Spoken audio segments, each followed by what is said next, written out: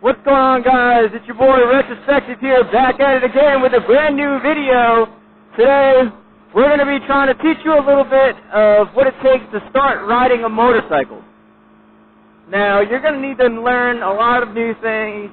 You're going to pick up a lot of new skills. I'm going to tell you a bunch of tips that could help you get started in your adventures of riding the motorcycle, and hopefully set you on a correct path and get you on your way on two wheels. The first piece of advice I can give you is to go ahead and do some research in your state, see if there is a local MSF course, which is a Motorcycle Safety Foundation course.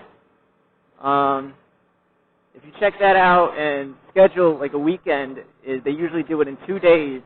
They'll teach you everything you need to know about riding a motorcycle, the basics, and they'll get you comfortable with riding a motorcycle. I went from riding a motorcycle, or from never riding a motorcycle before, to picking it up the first day, and the second day I graduated the MSF course. The second day you take the test, and you take a written test, and you also take the physical road test, which honestly they should take you out on the road, but they keep you in a parking lot and make you do little slow speed maneuvers, which is actually much better than, I guess it is kind of much better than taking you out on the main road, because it's harder to do slow speed maneuvers than it is to just speed along at 15 to 30 miles an hour.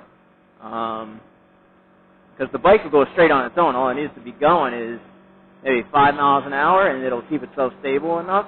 So that's the number one thing that I can tell you to do, is get into a MSF course, talk to instructors, and they'll make you comfortable with riding a motorcycle if you've never even rode a motorcycle before in your life, or a dirt bike, or anything with a motor for that matter. You can literally pick this up from scratch.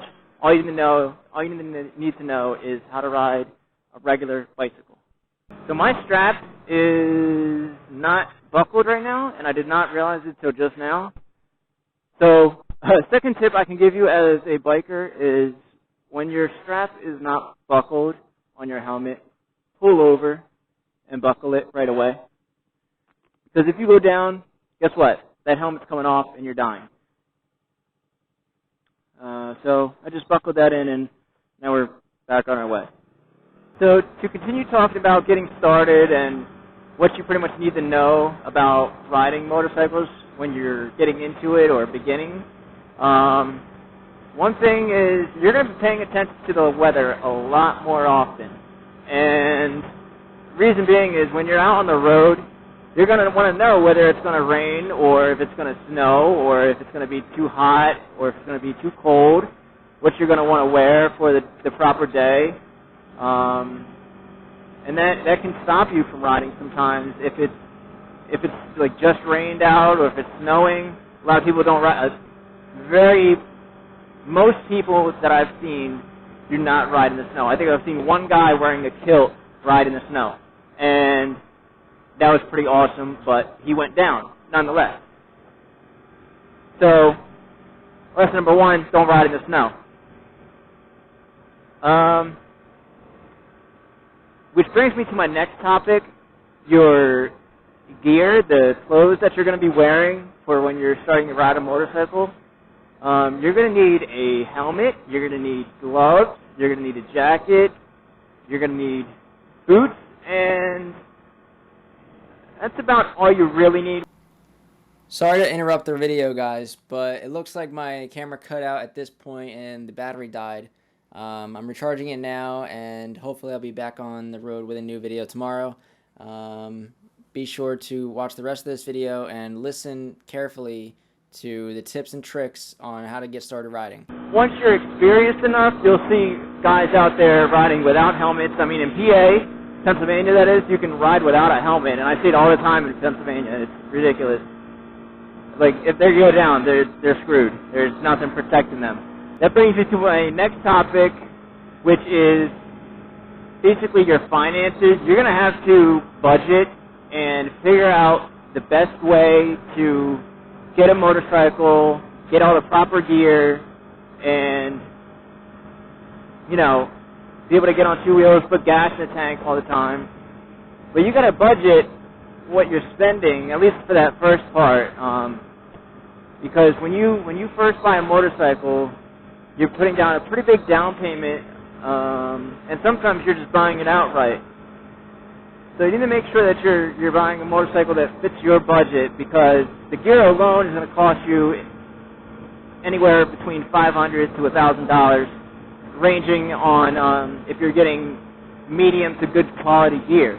In the wintertime, you're going to completely want a different set of gear altogether, because the climate changes, and it's like, all right, now it's cold. When you're riding, your hands freeze up, and you can't even feel them. It's so numb, and like it's starting to hurt like pins and needles in your hand when you're riding. So in the wintertime, you're either going to want to get heated gloves, or you're going to want to get warm gloves, at least, that, you know, keep you warm during the winter. Another thing that you're going to need to watch how you spend, or when you're budgeting your cash or your money that you have, the bike needs maintenance every once in a while, so you're going to have to keep up with the maintenance costs as well, which includes cleaning and lubing the chain, new oil the first 600 miles for one thing, and then again at 3,000 miles. But every bike has a 600 mile mark where the first 600 miles that you ride it, you got to change the oil. So you're best off learning to do everything by yourself instead of taking it into a shop. If you have a motorcycle shop nearby, then you're better off just doing it yourself, looking up on YouTube how to do it, and putting it together that way. When you run out of tread on your tires, you're going to have to get new tires, which are usually anywhere between $90 to $200, depending on if you're getting, again, medium to good quality tires.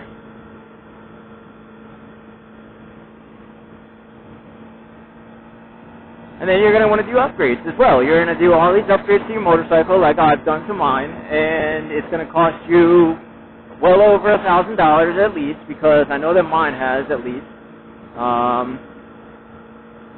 And I haven't even put like major things on it. I've done a slip-on exhaust, and a full exhaust system would be maybe $500 for this bike, $600 maybe sometimes for this bike.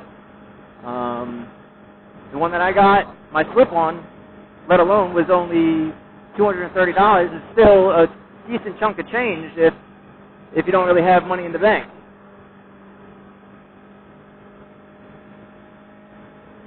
And then gas. Gas is a necessity, but although it does get better gas mileage than cars do, so you just got to keep that in mind. Gas, you're paying for premium gas instead of regular gas.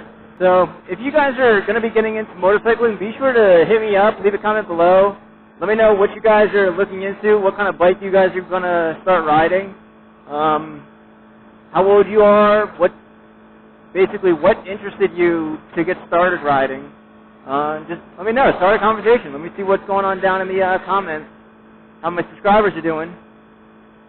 I would love to interact with you guys, and I love all the support that you guys give. If this is your first time watching one of my videos, be sure to hit the subscribe button below, and also click that bell for notifications. And if you're a returning viewer, please hit the like button, and comment what was your favorite part. Until the next time, guys, ride safe and stay classy.